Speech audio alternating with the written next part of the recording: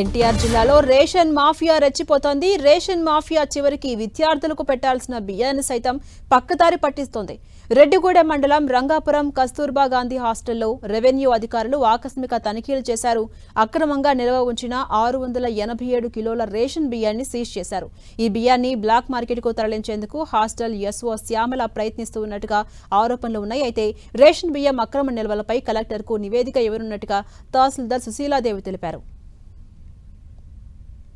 శ్యామల గారి ఆధ్వర్యంలో జరుగుతుందని వచ్చిన ఒక కంప్లైంట్ ఆధారంగా మేము ఈ 3 డిపార్ట్మెంట్స్ మీకు ముందుగానే చెప్పినట్టు ఎడ్యుకేషన్, రెవెన్యూ, సివిల్ సప్లైస్ కలిపి సడన్ విజిట్ చేస్తే ఇక్కడ మనకి 687 కేజీలు 687 కేజీల రైసు ఎక్సెస్ ఉన్నట్టుగా రికార్డులకు మించి ఉన్నట్టుగా కనుక్కొని వాటిని సీజ్ చేశాం. 687 కేజీలని సీజ్ చేసి ఆవిడ మీద ఇప్పుడు డిసిప్లినరీ యాక్షన్కి మనం కలెక్టర్ గారికి రాస్తున్నాం, కేసు ఫైల్ చేస్తున్నాము. ఆ టైంలో ఆవిడ కూడా ఛార్జ్ ఇవ్వడానికి ఇక్కడికి వచ్చి ఉన్నారు కాబట్టి ఆవిడ సమక్షంలోనే కౌంట్ చేయటం అనేది జరిగింది. బుక్ దాఖలా దానికి ఉన్న వేరియేషన్ వారు ఒప్పుకోవడం కూడా జరిగింది.